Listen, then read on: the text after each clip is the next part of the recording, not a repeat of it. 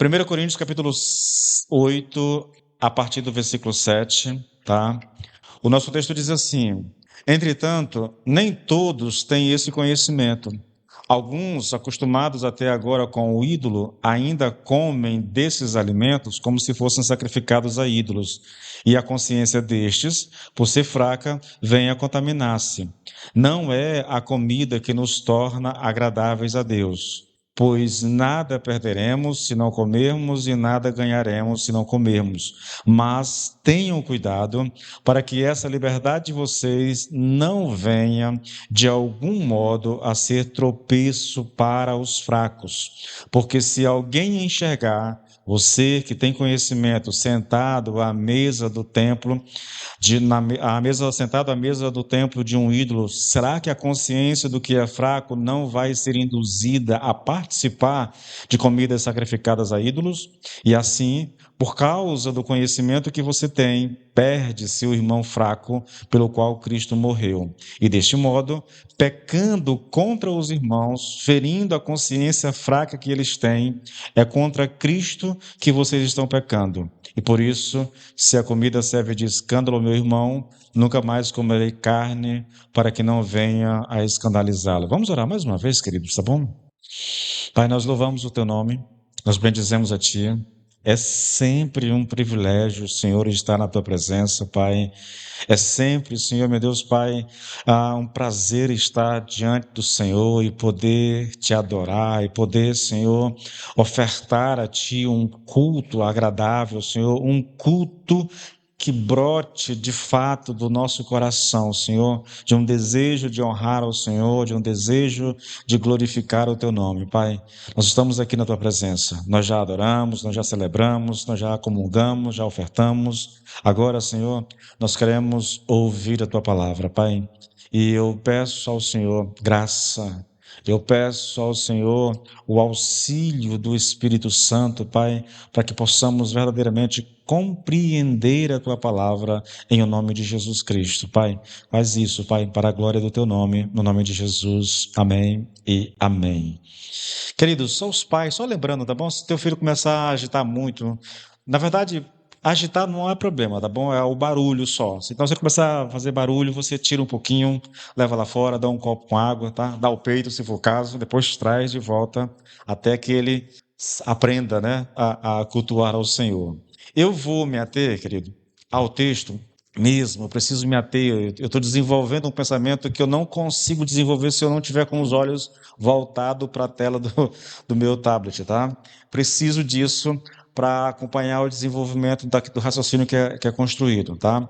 Nós fizemos uma pergunta aqui na última vez que eu ministrei em 1 Coríntios, e a pergunta foi quais são, né? Ou quais as razões pelas quais nós não devemos comer carne sacrificada aos ídolos. Eu tenho consciência, antes de começar a ministrar o texto, que não é uma realidade assim muito que faça tanto sentido para nós. Nesse primeiro capítulo, existem alguns princípios a respeito de liberdade cristã e do amor ao próximo. A gente vai tratar disso ao longo da ministração, que são princípios gerais que a gente pode se utilizar deles a partir do texto, tá?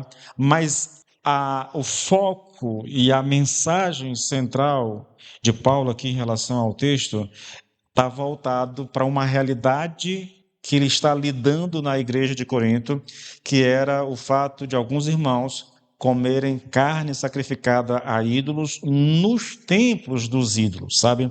Esse era o problema maior ali, tá? Então eu não posso fugir do assunto, eu tenho que expor o assunto, e é lógico, à medida que a gente for expondo, vocês vão percebendo que algumas aplicações vão sendo feitas para a nossa realidade, tá? Abordando alguns princípios, mas não o foco. Nós não temos, como igreja no Brasil, que lidar muito com essa questão, tá? A única questão que eu vejo que seria uma coisa a se pensar, mas nem aqui no Buriti a gente quase não passa por isso, seria um exemplo que o Nicodemos cita quando ele está pregando esse texto, e até acho assim um pouco a citação dele, eu acho interessante, porque ele diz assim, olha, imagine que você está caminhando numa das ruas da cidade, de repente, numa encruzilhada, você encontra uma galinha assada, com porções de alguma coisa ali, a garrafa de bebida e tudo lá, velas vermelhas e tudo. Aí ele pergunta assim: você comeria dessa galinha sabendo que ela foi um despacho que alguém fez, né? Ele não vê problema nisso, tá? Ele não vê problema nisso, porque ele faz uma leitura do texto diferente da minha. Ele está preocupado lá com a questão da liberdade cristã que o texto aborda e também com a questão do amor ao próximo, né? A minha abordagem não é essa. Eu sei que a gente pode encontrar aqui princípios nesse sentido, mas não creio que seja disso que Paulo esteja falando. O problema de Paulo aqui é a comida associada à idolatria. Então, se eu olhar para o frango ali, que foi fruto de um despacho, e eu sei que aquele frango está ali porque alguém fez um despacho, alguma entidade, então aquela comida ela está associada à idolatria, entende? Aí já não é mais uma coisa, uma questão de liberdade. O comer é um ato idólatra. É um ato idólatra.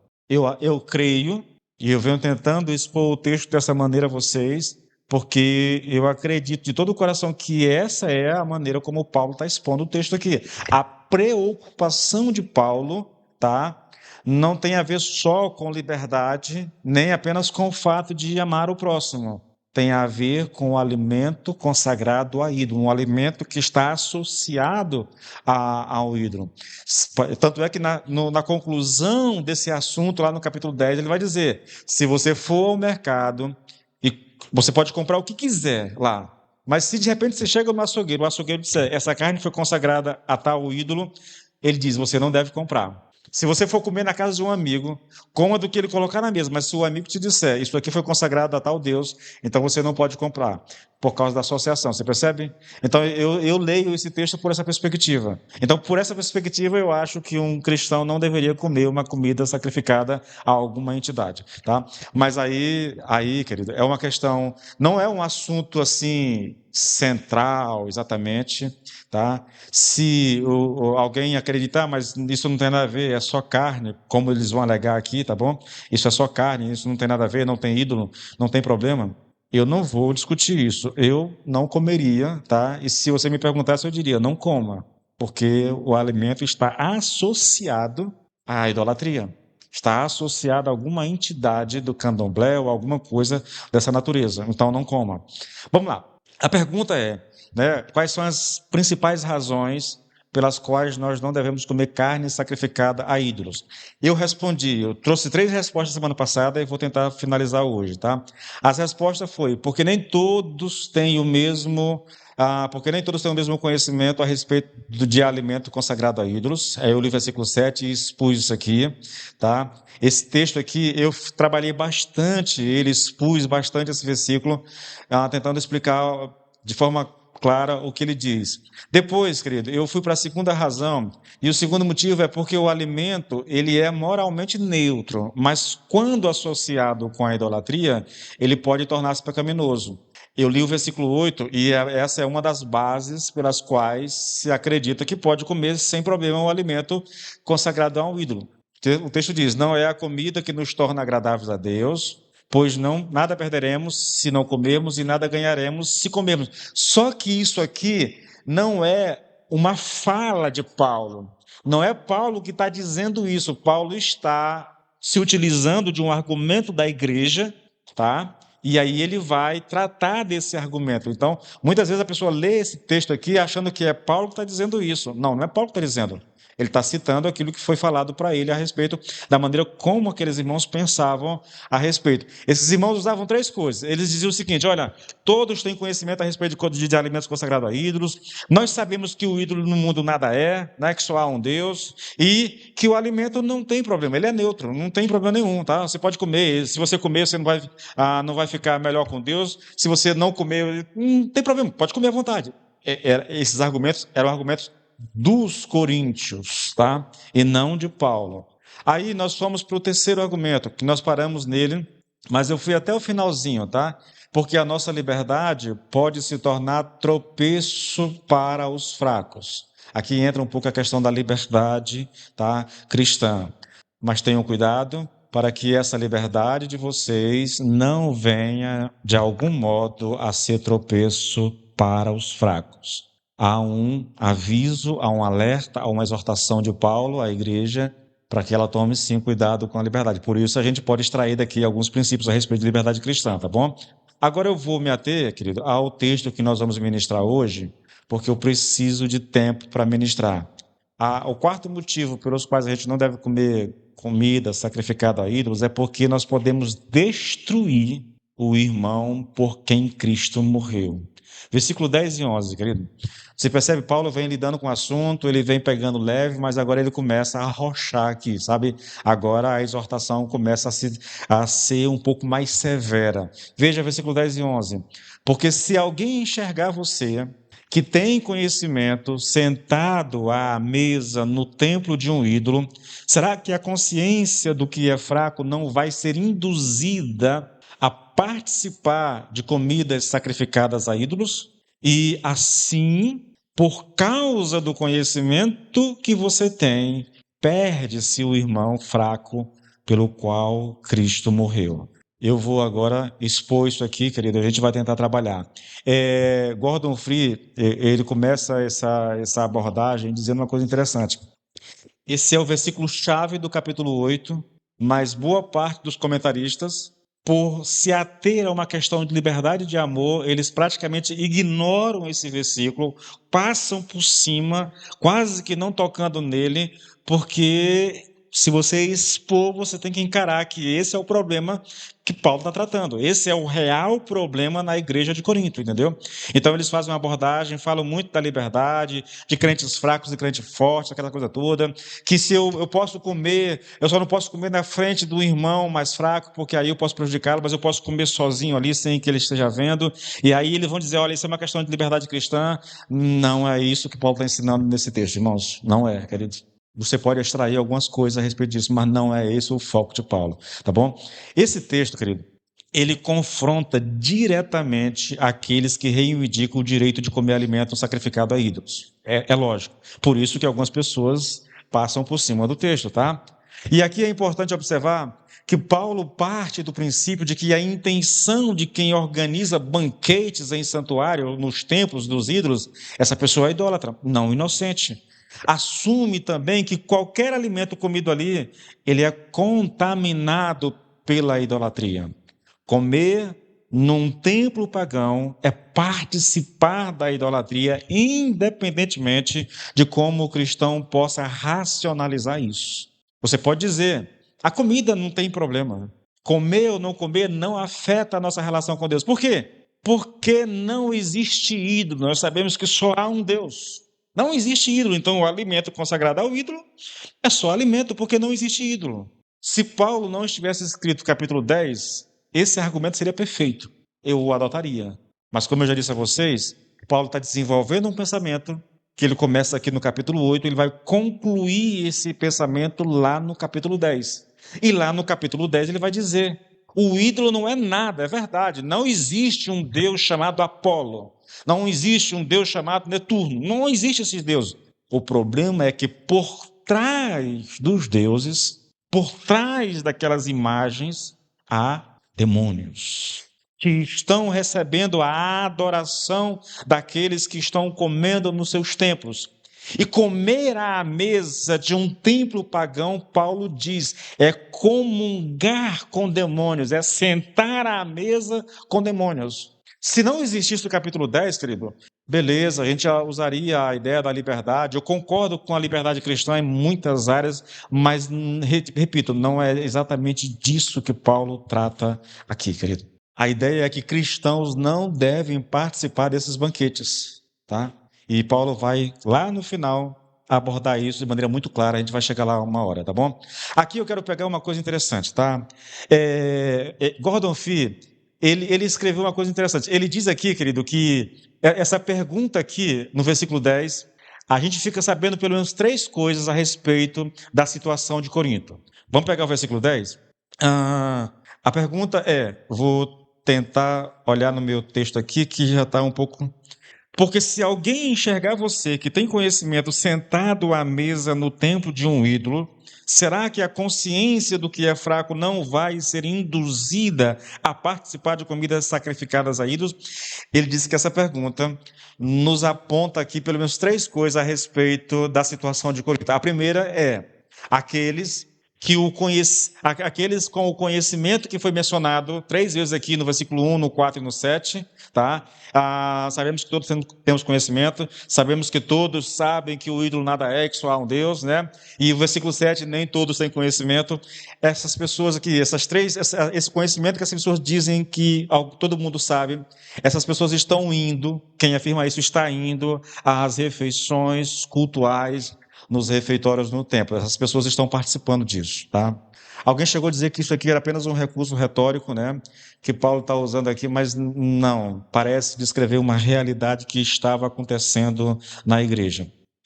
Considerando, querido, que essa é a única menção específica ao problema presente aqui no argumento do capítulo 8, e visto que essa continua sendo a maior preocupação quando o assunto comida de ídolos é retomado posteriormente lá no capítulo 10, parece certo que essa é a verdadeira questão que estão defendendo em oposição à proibição, né, que Paulo fez a essas pessoas. Paulo havia proibido antes esses irmãos de comer. Paulo tinha escrito uma carta para essa igreja, tá? E essa carta aqui é praticamente uma resposta à carta anterior. Nessa carta, Paulo tinha dado uma instrução que eles não deveriam comer. Na verdade, querido, essa é uma instrução à igreja. Você não deve comer comida sacrificada a ídolos. Esses irmãos não concordaram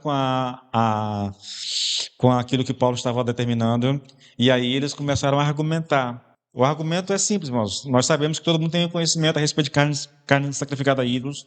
Nós sabemos que não existe ídolo, o ídolo nada é nesse mundo, que só há um Deus. Sabe, nós sabemos que a comida por si só, ela não, vamos usar uma linguagem bem simples, ela nem fede nem cheira, tá? Ela não vai interferir na nossa relação com Deus. Então, por causa disso, nós não vemos problema em comer alimentos consagrados a ídolos. Era o argumento que eles estavam levantando, tá? Então, essas pessoas, com certeza, estavam comendo e estavam justificando o comer em santuários pagãos, usando desses argumentos, que até certo ponto alguns são bíblicos, outros nem tanto. Em segundo lugar, querido, ao mesmo tempo que eles estão provavelmente aqui incentivando outros membros da comunidade a adotarem a mesma posição deles nessa questão.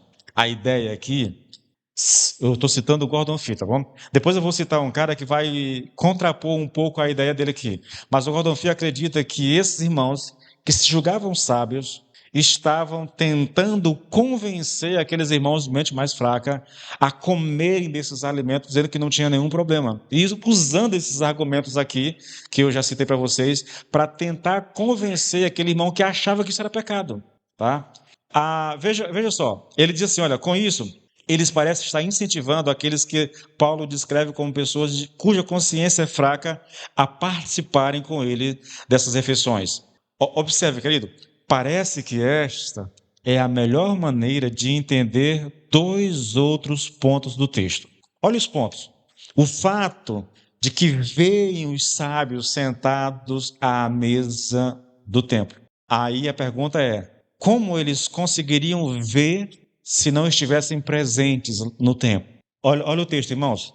Porque se alguém enxergar você que tem conhecimento sentado à mesa do templo, a pergunta é: como é que esse irmãozinho estava vendo esses outros irmãos sentados à mesa se eles não estivessem lá com eles? Tá?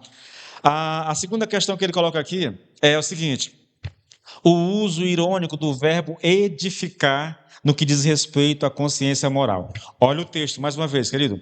Será que a consciência do que é fraco não vai ser induzida? A palavra induzida aqui, ela é traduzida de um verbo que tem um sentido de edificar. Então a ideia é: será que a consciência do que é fraco não vai ser edificada a participar de comidas sacrificadas a ídolos?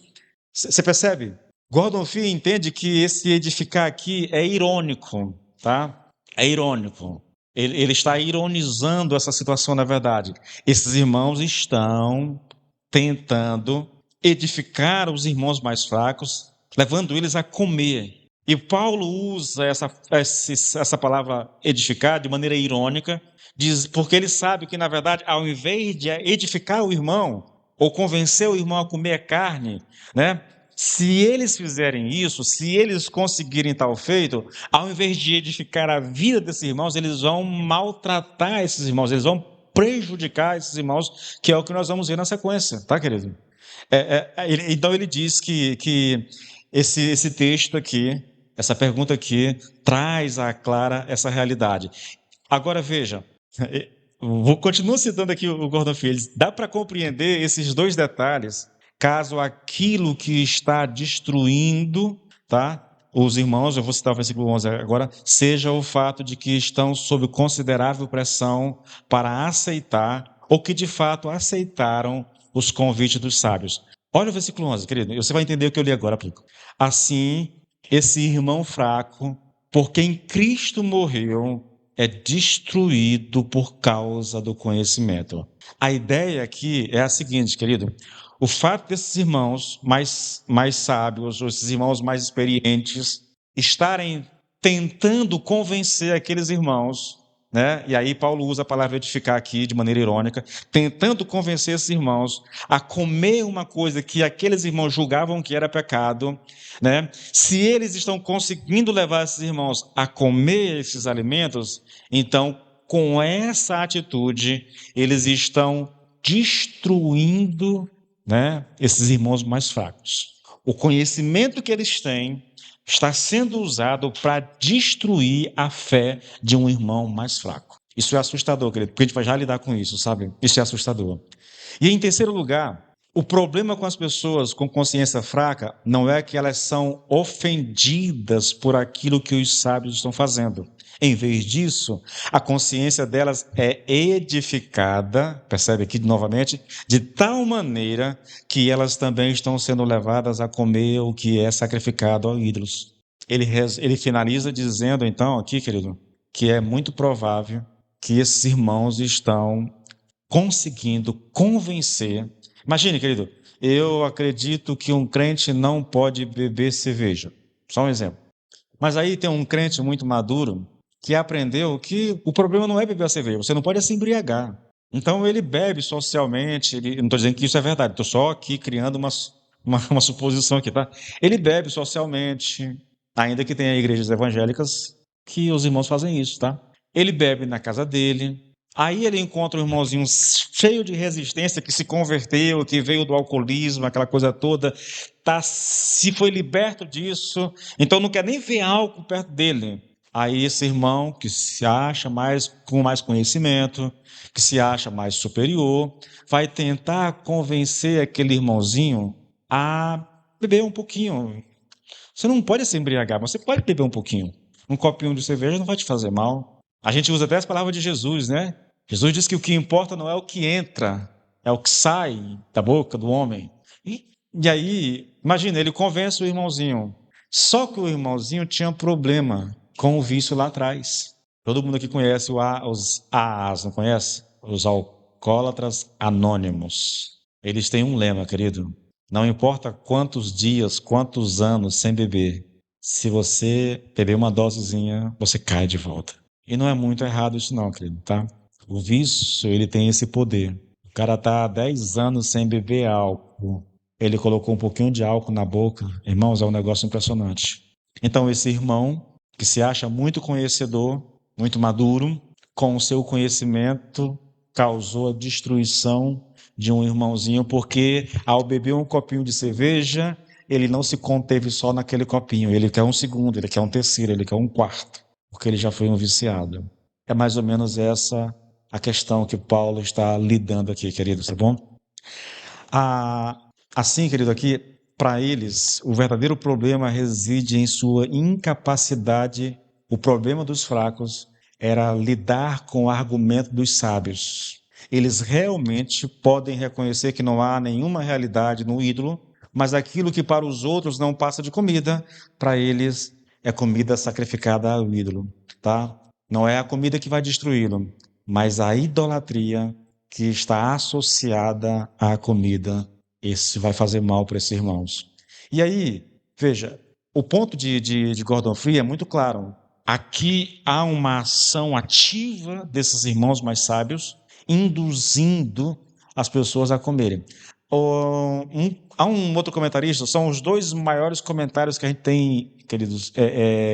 Um está em língua portuguesa e o outro não tem em língua portuguesa, que é o do Garland, tá? David Garland, que eu tive que traduzir todinho para poder estudar.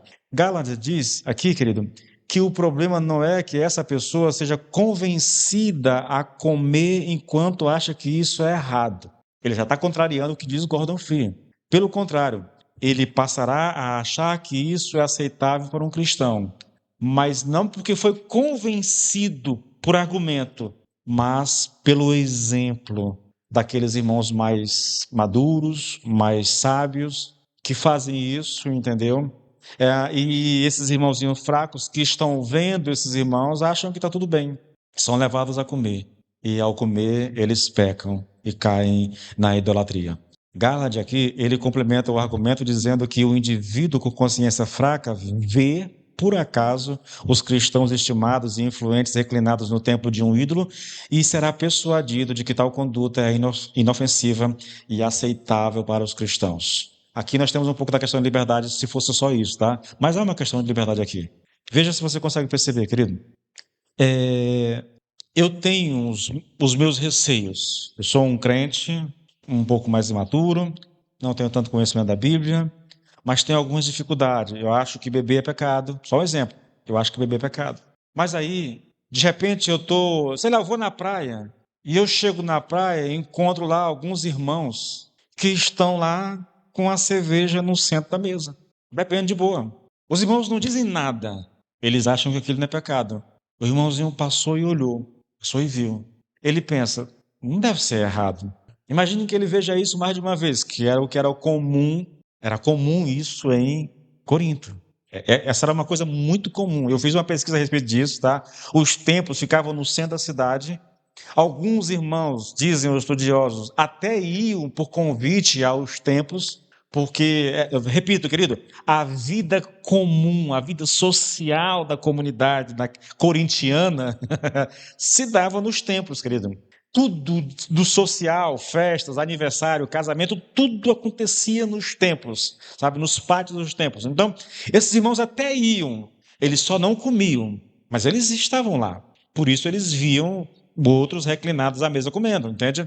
Não é que eles foram convencidos, é a teoria de Garland. A diferença aqui, querido, é simples, tá? Entre o pensamento de Garland e do Gordon Fee. E eu estou colocando isso aqui porque o resultado é o mesmo, independente da teoria, o resultado final é o mesmo, tá bom? Então, olha aqui a diferença aqui. Qual a diferença entre Gordon Fee e de Garland? O Gordon Fee afirma que esses irmãos se julgam sábios, eles estavam ativamente tentando fazer com que os irmãos de consciência fraca comessem a carne sacrificada aos ídolos, enquanto que Garland diz que esses irmãos estavam fazendo isso, mas não tentando convencê-los por argumento, mas eles faziam isso por causa dos exemplos, ou dos maus exemplos. No final das contas, seja por uma questão ativa ou passiva, eles estavam influenciando os irmãos de mente mais fraca. O resultado é o mesmo, querido. Tá? O resultado é o mesmo. O dano na vida dessas pessoas não era apenas psicológico, mas espiritual. E o irmão fraco aqui pode se perder no sentido de ser gravemente prejudicado na sua fé, independentemente de uma atitude ativa ou passiva dessas pessoas que se julgam ser mais sábia do que os outros. Agora eu quero chamar a sua atenção mais uma vez para o versículo 11. Eu vou ler o texto e eu quero chamar a sua atenção para a palavra perder-se. Veja, e assim, por causa do conhecimento que vocês têm, perde-se o irmão fraco pelo qual Cristo morreu. A expressão aqui perder-se, querido, não se refere à perda de salvação eterna, no sentido de que o irmão fraco deixa de ser salvo. Sabe o que é engraçado aqui? Gordon Fee, David Garland, Raymond Collins, quase todos os grandes comentaristas, eles enxergam isso aqui. E eles defendem com unhas e dentes que a atitude desses irmãos fortes, vamos usar assim, em relação aos fracos, levava esses irmãos mais fracos a perder a salvação. Esse era o risco real aqui. Mas eu não consigo ver isso por causa da teologia de Paulo em outras partes. Por exemplo, nós estamos estudando o capítulo 8 de Romanos, e lá nós estamos tratando exatamente da segurança de salvação, entendeu? Então, por aquilo que Paulo escreveu, eu não consigo deduzir que aqui Paulo esteja pensando em perda de salvação. Perder-se aqui, querido, de acordo com Nicodemos, está relacionado a perder a paz, a perder a segurança da salvação. É o irmão ficar duvidando se é salvo ou se não é salvo, entendeu? É o irmão perder o ânimo, perder o zelo pelas coisas de Deus, frustrado com a sua própria vida, porque caiu na tentação, cedeu ao pecado, entendeu? Sua consciência está culpada. Então esse irmãozinho vai se encolher num canto ali, querido, e recuperá-lo vai ser difícil. Mas não tem a ver exatamente com perda de salvação. É interessante, sabe? Eu li esses caras todos e ficava pensando assim, puxa, mas veja, não faz aqui, irmãos, na minha cabeça, não faz sentido aqui afirmar que a pessoa perde ou perdeu a salvação por ter comido alimento consagrado a um ídolo. Eu digo isso porque eu faço uma pergunta: ele perdeu a salvação só por causa da consciência que foi ferida? Se não, então por que Paulo não diz que aqueles que induziram esses irmãos a comerem, e porque eles comeram perderam a salvação, mas os que induziram, que estão comendo, Paulo não diz que eles perdem a salvação? Para mim, isso é uma incógnita, sabe? Daí eu acho que não tem como você deduzir daqui que Paulo está falando aqui de perda de salvação. Repito, querido, eu não acredito que um crente nascido novo perca a salvação, tá? Meu ponto de vista é muito claro e eu posso falar horas a fio a você, citando texto após texto, te mostrando que isso não é possível. Para você ter uma ideia, eu tenho 37 mensagens de 1 hora no meu YouTube só dizendo isso, mostrando com texto, com argumentos e com tudo, dizendo que isso não é possível, tá? Mas o ponto curioso aqui, na minha argumentação aqui, é que veja, eu estou citando os maiores comentários que existem, que eu conheço, de 1 Coríntios. Os dois maiores é David Garland e o Gordon Fee. Aí tem o Raymond Collins e tem um outro cara lá. São comentários gigantescos, assim, em termos de grandeza mesmo. Quase todos eles defendem a perda de salvação. E eles só defendem a perda de salvação para os irmãos fracos. Em nenhum momento você encontra no texto a ideia de que os irmãos fortes aqui, aqueles que se acham sábios, perdem salvação. Mas os fracos perdem. E a minha pergunta então, é só por causa da crise de consciência que eles perdem a salvação? Porque não faz sentido, irmãos. Alegar que os fortes comem e não há problema com eles. O problema é uma exortação. Por causa do que vocês estão fazendo, o teu irmão fraco vai perder a salvação.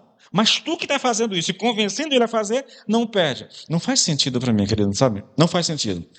Outro ponto que é muito importante nesse texto, querido, é o contraste que Paulo faz entre o conhecimento desses irmãos que se julgam sábios e a morte de Cristo. Pastor, o que você quer dizer com isso? Escute, querido. Cristo morreu pelo irmão de consciência fraca. E isso é um ato de amor e sacrifício supremo. Isso não significa, querido, que a vida desse irmão de consciência fraca foi tão valiosa para o Senhor Jesus Cristo que ele deu a sua própria vida para salvá-lo. Entretanto, esses irmãos que se julgam sábios, por sua vez, com a sua busca pela liberdade e pelo conhecimento, estão dispostos a deixar perecer aquele por quem Cristo morreu. Você percebe a ironia aqui, querido? O que Cristo fez para salvar esses irmãos de mente mais fraca, aqueles que se julgavam sábios, fez para destruí-los. A expressão aqui perde-se, querido. Ela adquire aqui um peso gigantesco, porque ela está em conflito direto com o amor redentor de Jesus Cristo. Eu não sei se você consegue entender isso, irmãos. É por isso que eu disse, a exortação de Paulo aqui, ela começa a ficar um pouco mais grave. Ela começa a ganhar aqui, querido, uma coloração bem agressiva, sabe? Paulo está dizendo, esse irmãozinho aqui, sem experiência na visão de vocês, esses irmãozinhos aqui imaturos na percepção de vocês, são irmãos pelos quais Cristo morreu. Morreu para salvá-los. E agora vocês, que se acham conhecedores, que se acham mais sábios, mais experientes, com a atitude de vocês estão destruindo aquilo pelo qual Cristo morreu. É para se pensar, querido, é para se pensar. Por que nós não devemos comer carne sacrificada ao ídolos? Porque isso significa pecar contra o irmão, querido. E pecar contra o irmão é pecar contra Cristo. Olha o versículo 12, querido. Olha o versículo 12. E deste modo, está se referindo ao 10 e o 11, e deste modo, pecando contra os irmãos, seja direta ou indiretamente, induzindo esses irmãos a fazer aquilo que eles acham que é pecado, pecando contra os irmãos, ferindo a consciência fraca que eles têm, é contra Cristo que vocês estão pecando. Ferir aqui, querido, tem um sentido básico de bater, de espancar, de golpear com força física. Você vai encontrar, só para ter uma, vou citar dois exemplos no Novo Testamento aqui dessa palavra ferir. Em Mateus 27:30 fala dos soldados que batiam na cabeça de Jesus. É ferir, eles feriram. Em Atos 23:2 fala que Ananias, lá o sumo sacerdote, manda bater em Paulo. Esse é o sentido da palavra grega aqui, tá? Lembra lá que ele manda alguém bater em Paulo, dar um tapa na cara de Paulo lá, alguma coisa assim? O sentido literal é esse. No figurado, querido, significa infligir dano severo. Significa machucar emocionalmente, atingir algo de forma agressiva, sabe? É esse o sentido. Então aqui Paulo está sendo muito contundente. Quem fere a consciência de um irmão fraco está pecando não só contra esse irmão fraco, mas contra o próprio Cristo. E Paulo está ensinando isso porque Paulo aprendeu isso muito. Na verdade, foi a primeira lição que Paulo aprendeu, antes mesmo da conversão, irmãos. Do que você está falando, pastor? Atos 9. Atos 9, versículo 3, 4 e 5. Quando Saulo estava se aproximando de Damasco em sua missão, ele saiu de Jerusalém para Damasco com ordem para prender os crentes naquela cidade, tá? Então, quando Saulo estava se aproximando de Damasco em sua missão, de repente, uma luz do céu brilhou ao redor dele. Ele caiu do cavalo e ouviu uma voz dizendo: Saulo, Saulo, por que você me persegue? Irmãos, toda vez que eu leio esse texto, é incrível. É difícil ler esse texto para não lembrar do Deoclésio. O Deoclésio foi um irmão aqui da igreja, né? Ele era delegado aqui da cidade, e ele brincava com o Saulo aqui da cidade, que trabalhava nessa parte dos animais, como é que é o nome lá? Zoltec, ele capturava cachorro na rua. Aí os cachorros, quando via Saulo, diziam assim: Saulo, Saulo, por que tu me persegues? Ele brincava demais com isso. Toda vez que eu leio essa frase aqui, eu me lembro do Deoclésio brincando com o Saulo. Veja, Saulo, Saulo, por que você está me perseguindo? Percebe o que Jesus está dizendo?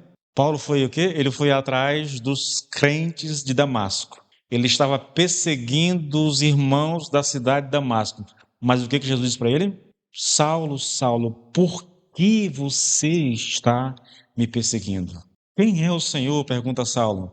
E a voz respondeu: Eu sou Jesus, aquele que você está perseguindo.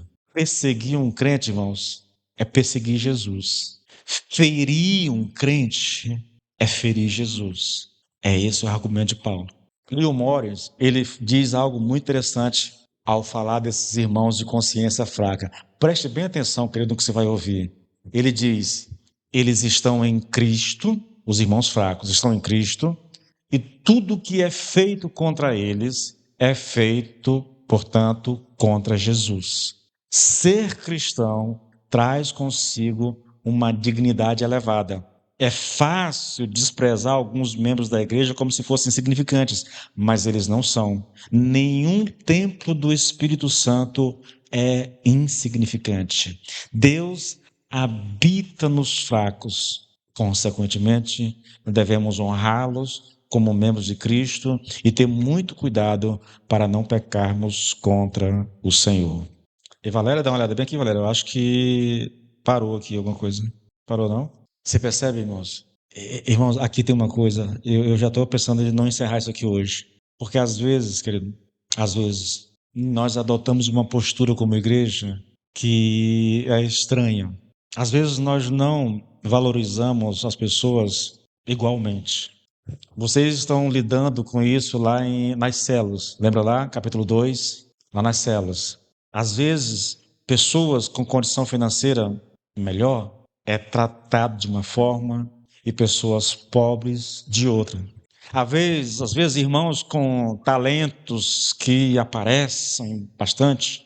Eu estou lembrando de alguém, e não é igreja, tá? Não é igreja, mas eu vi essa experiência ontem da minha esposa. Não vou citar nome nem nada, mas eu tenho um cara conhecido, né? Não é um amigo, é um conhecido, que de repente foi promovido no emprego. E aí ele estava num lugar que ele já costumava ter ido lá várias vezes, mas aí foi para lá depois de promovido. E quando ele chegou lá, querido, a babação, irmãos, era um negócio tão estranho que ele se viu obrigado a vir embora antes do horário, porque ele estava achando aquilo um absurdo, feio. Enquanto ele era só um funcionário, só uma pessoa comum no serviço, ninguém dava muita atenção. Mas de repente ele foi promovido para um cargo de destaque na empresa. Aí as pessoas começam a tratar dessa forma. Às vezes, querido, isso acontece na igreja. Infelizmente. Eu aproveito esse momento, irmãos, para a gente avisar que a gente precisa ter cuidado com isso. Queridos, nós somos membros uns dos outros. Você é parte de mim e eu sou parte de você. A verdade é que no corpo alguns órgãos ocupam funções especiais, mas nem por isso eles recebem tratamentos especiais. Nós somos corpo de Cristo, irmãos. Nós somos corpo de Cristo. E nós deveríamos aprender a honrar todos de maneira igual, sem exceção. Não deveria haver acepção de pessoas dentro da igreja jamais, irmãos. Jamais. Porque desprezar um irmãozinho, por mais simples que seja, é desprezar a Cristo. Ah, Jesus. O texto fala de pecar contra o Senhor. Isso significa, em certo sentido, querido, que esses irmãos que se julgavam mais sábios estavam, escute, querido, estavam desfazendo os efeitos da obra de Cristo na vida daqueles irmãos de consciência mais fraca. O Senhor Jesus Cristo morreu para libertar esses irmãos do pecado e esses irmãos propositalmente ou pelo mau exemplo estavam fazendo-os pecar. Veja, aqueles que Cristo morreu para libertar do pecado, esses irmãos estão levando esses irmãos mais fracos a pecar. Isso é pecar contra o Senhor, querido. É por ignorância ou por se achar muito sábio desfazer a obra de Cristo. E para finalizar, eu vou tentar fazer isso aqui em tempo. Por que não devemos comer comida sacrificada a ídolos? Porque o amor, ele exige renúncia. Olha o versículo 13, irmãos. Portanto, se comer carne oferecida a ídolos fizer meu irmão pecar, não comerei mais carne, porque não quero fazer meu irmão tropeçar. Veja, Paulo está concluindo aqui o capítulo e ele faz duas coisas, tá, querido? Duas coisas. Primeiro, ele põe aqui um ponto final em toda a alegação daqueles irmãos lá que se achavam mais sábios, entendeu? E que estavam tentando justificar um comportamento prejudicial à igreja. Ele vai fechar isso aqui. E segundo, tá? Ao mesmo tempo que ele está fechando esse pensamento, ele faz aqui uma espécie de introdução ao próximo capítulo, onde ele passa ou passará a desenvolver mais ainda o tema. Repito, querido, capítulo 8, 9 e 10 é um tema só que Paulo está tratando. A gente olha o capítulo 9 e pensa assim, isso aqui não tem nada a ver, mas na verdade vocês vão entender que está extremamente conectado. O capítulo 9 é o que liga o 8 ao 10, entendeu? É o que faz a conexão. Então não tem como dizer que ele não tem a ver com os dois. Tem muito a ver, e nós vamos ver isso à medida que a gente for expondo o capítulo 9, tá bom? Em relação ao primeiro ponto, querido, aqui, que eu citei, é quando Paulo põe aqui um ponto final na alegação daqueles irmãos que estavam tentando justificar o comportamento deles em relação à igreja. Veja, em relação a esse ponto, Paulo aqui, querido, ao longo do capítulo, ele destrói todos os argumentos levantados por esses irmãos que se julgavam sábios em relação ao comer carnes sacrificadas ao ídolos. Repetindo os argumentos, irmãos, eles alegavam que todos tinham conhecimento a esse respeito, no caso aqui a respeito da carne sacrificada aos ídolos, tá? Eles alegavam que todos tinham esse conhecimento, que o ídolo não era nada e que só existe um Deus, isso é verdade, tá? Embora eles estejam usando isso aqui para justificar um comportamento errado, e que o alimento não nos aproxima nem nos afasta de Deus. São os três argumentos utilizados pelos coríntios para justificar a atitude de ir ao templo e comer carne sacrificada.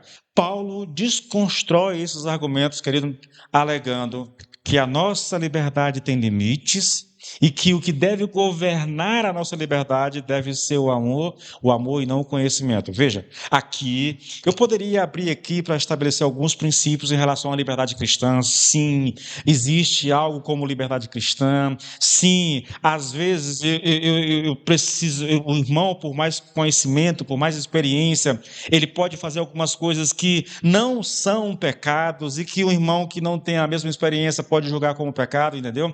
E que eu posso evitar fazer essas coisas na frente de pessoas assim, mas fazê-la num canto ali com minha família ou com pessoas que pensam que nem eu. Sim, existe essa coisa da liberdade cristã, mas a minha liberdade, ela precisa ser governada pelo amor. É exatamente isso que Paulo fala lá no comecinho, irmãos. No que se refere às coisas consagradas a ídolos, sabemos que todos temos conhecimento. O conhecimento leva ao orgulho, mas o amor edifica. Se alguém julga conhecer alguma coisa, né, ainda não conhece como deve conhecer. O conhecimento, se não governado pelo amor, ele é prejudicial, ele pode ser danoso, querido. Então, Paulo aqui desconstrói esses argumentos. Ele pega os três argumentos, ele cita os argumentos, ele desconstrói isso aqui, querido. E ao fazer isso, Paulo aponta para os perigos e a gravidade desse tipo de liberdade que esses irmãos estavam atribuindo a si mesmos, dizendo que não havia problema. E o versículo 11 talvez seja o versículo mais importante nesse sentido. E assim, por causa do conhecimento que você tem, perde-se o irmão mais fraco pelo qual Cristo morreu. Paulo põe um fim nisso, querido. Não adianta alegar liberdade, não adianta alegar que você conhece, se essa liberdade e esse conhecimento colocam em risco um irmão mais fraco. Agora, não era essa a maior preocupação de Paulo. Não era, querido. Aqui ele começa a tratar desse problema da comida sacrificada aos ídolos. E ele faz isso lidando com as questões que foram apresentadas por esses irmãos, que se julgavam superiores. Mas o verdadeiro problema não era percebido por aqueles que se julgavam sábios, tá? Havia um problema e eles estavam lidando com outras coisas e não com o real problema. E qual é o real problema? O real problema que Paulo está tratando aqui, eu venho dizendo isso a vocês desde o começo desse capítulo, era a idolatria ou a associação idólatra, tá? Esse era o problema. É por isso que Paulo diz, mas olha, se a comida serve de escândalo ao meu irmão, nunca mais comerei carne para que ele não venha a se escandalizar. O problema aqui não é só levar o irmão a se sentir culpado por ter feito uma coisa que ele julga errado, querido. Isso é errado, é verdade. Mas não é só isso. O maior problema era a prática da idolatria, sabe?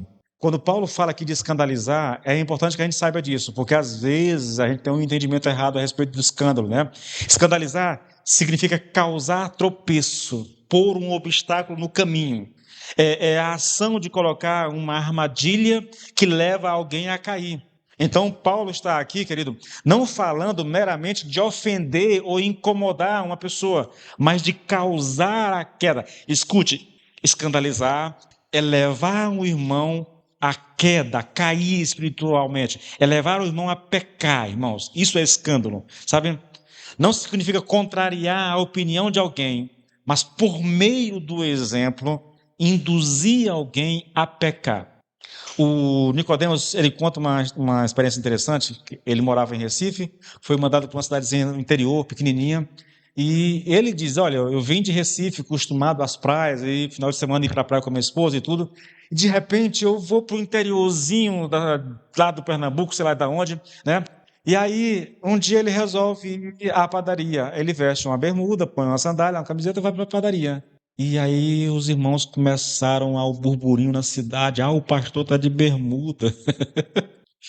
Olha, querido, eu não acho que isso é escandalizar. Mas, se eu quero ser um crente movido por amor, talvez eu deva considerar isso. Eu, particularmente, gente, eu já conheci igrejas que você só pode pregar se você estiver de paletó e gravata. É um escândalo o pastor subir no púlpito assim como eu tô. É escândalo. Pastor, meu professor do seminário, pastor Silas Chaves, foi pregar na igreja, né? E aí ele pegou, o pastor Silas Chaves é uma biblioteca ambulante. Minha esposa conhece. O cara domina o inglês, domina o hebraico, domina o grego, fala espanhol. Sabe? Aí ele estava pregando na igreja, depois daquela mensagem poderosa, o irmãozinho encontrou com ele lá na porta, disse, pastor, sua mensagem estava muito abençoada, só não estava melhor porque o senhor não estava de gravata. Se tivesse de gravata, a unção teria sido maior. Eu digo a vocês, irmãos, eu não tenho problema, sabe, com o crente usar short. Eu sei que isso pode escandalizar alguém. Como pastor, minha esposa já pega no meu pé já, porque eu gosto de andar muito. Eu estava falando para os irmãos, eu não sei, acho que foi numa reunião dessas aí, eu não sei aonde, que. Lógico, eu não era pastor na época, tá bom? Eu era só um membro da igreja. Que eu gostava de usar tocão, aquele shortão grandão, sabe? Tênis, tocão, camiseta assim. Eu gostava muito de andar à vontade, né? Não faço mais isso hoje, né? Se eu fizer isso, eu acho que a mulher me expulsa de casa, até me manda embora de casa. Mas eu não vejo problema, querido, sabe? Eu penso, querido, que a gente não deve julgar um irmão pela aparência externa dele, sabe? Eu devo julgar um irmão pelo caráter dele. Porque quem se preocupa demais com a aparência geralmente não cuida do caráter. Sabiam disso? Para mim, esse é um dos maiores erros que nós, como igreja, cometemos no Brasil.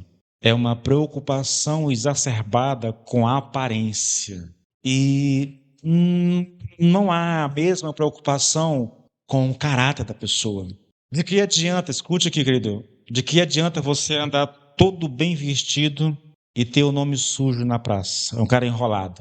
Na minha época de descrente, eu já fiquei com meninas crentes.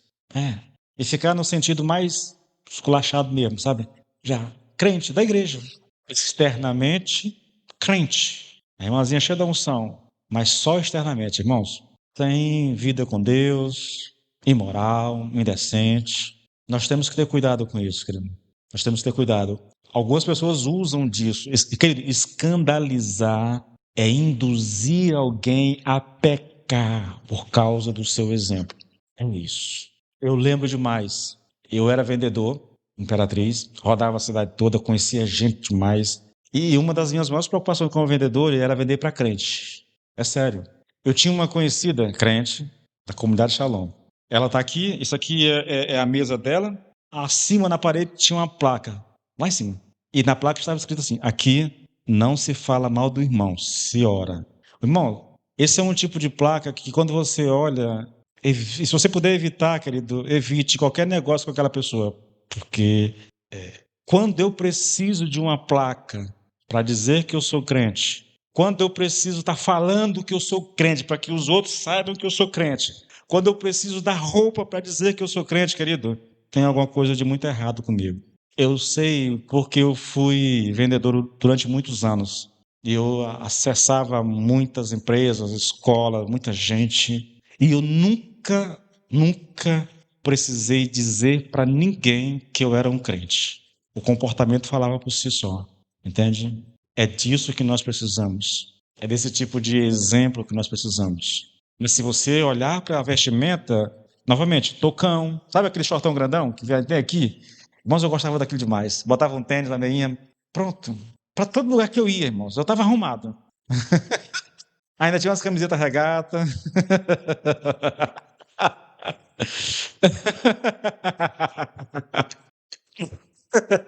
A camiseta regata é pecado, é?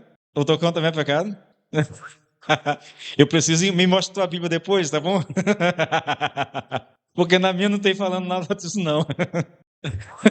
Ela não gostava, nunca gostou, na verdade. Brincadeiras à parte, querido. Eu finalizo, irmãos, tá? Te dizendo duas coisas, querido. Duas coisas. Primeiro, trate as pessoas, os seus irmãos em Cristo. É lógico, trate todo mundo da melhor forma possível, mas procure honrar os seus irmãos em Cristo.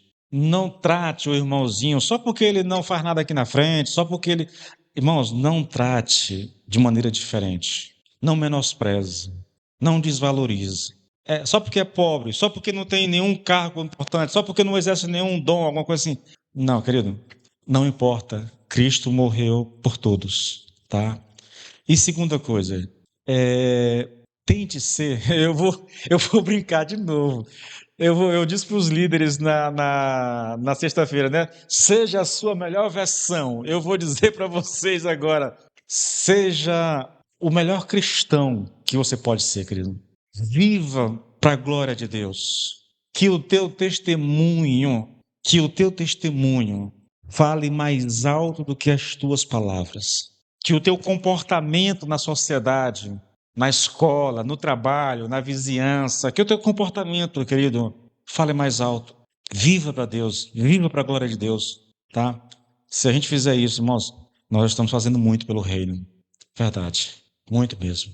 Eu cito, para finalizar, uma palavra que eu ouvi demais. Eu sempre ouvia essa palavra em festa de formatura. Eu não sei nem por quê, porque era festa de formatura, não tinha nada a ver com a palavra. Mas eu ouvia muito as pessoas dizerem assim: olha, pregue o evangelho e, se necessário for, use as palavras. Eu sei que tem gente que vai discordar disso tudo, mas a ideia aqui, querido, tá? Não é que a gente não deva falar, não é isso não. A ideia aqui é que você deve falar mais alto com a sua vida. É que o seu andar com Cristo deve falar mais alto do que as suas palavras. As suas atitudes devem demonstrar quem você é, entende?